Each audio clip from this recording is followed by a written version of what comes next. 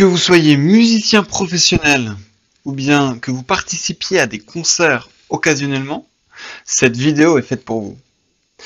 Si vous ne souhaitez pas expérimenter des acouphènes ou bien des problèmes de compréhension dans le bruit ou encore une hyperacousie, je vais vous expliquer les moyens d'éviter tout cela.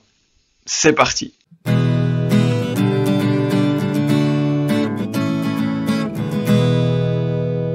La plupart des concerts amplifiés excèdent le seuil de 100 décibels. À ce niveau-là, nous pouvons rester tout au plus 15 minutes en toute sécurité pour nos oreilles. Une étude réalisée par l'Université de Manchester a été publiée il y a quelques jours. Des chercheurs ont étudié les répercussions de l'exposition à des bruits de musique forts sur 123 sujets.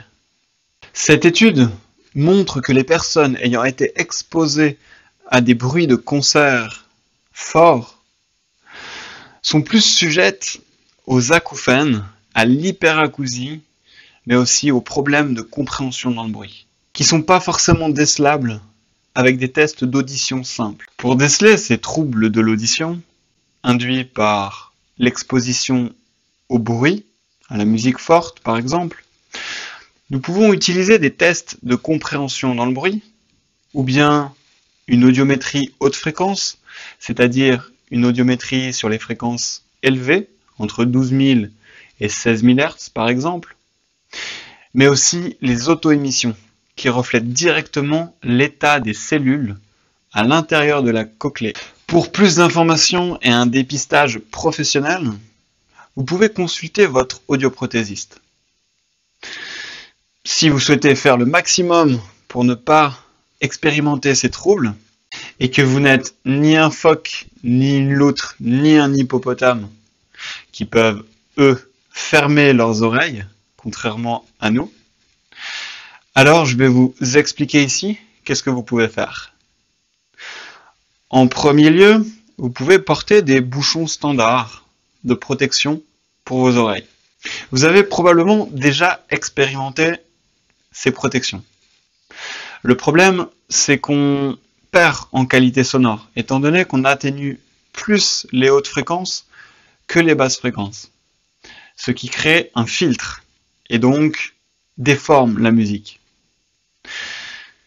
Pour éviter ce problème, nous pouvons utiliser des protections auditives avec filtre, c'est-à-dire que l'atténuation est la même selon les fréquences, ce qui permet de conserver la meilleure qualité d'écoute possible. Pour les musiciens qui souhaiteraient un retour de scène, mais aussi une protection, alors les embouts de monitoring sur mesure sont faits pour eux.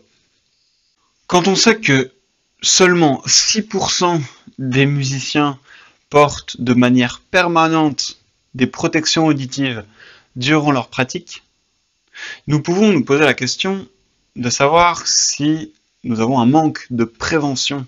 Eh bien, je pense que oui. Les musiciens ne sont pas tous informés des dommages qui peuvent être causés à leurs oreilles par l'exposition au son fort. Mais en plus de cela, je pense aussi que les assurances devraient rembourser les protections auditives, ce qui permettrait d'éviter une perte auditive précoce due à cette exposition au son fort, et donc probablement aussi un appareillage auditif précoce pour pallier ce problème. C'est tout pour cette vidéo. Si vous avez des questions, n'hésitez pas à les laisser en commentaire et n'oubliez pas de vous abonner. Bonne semaine à tous.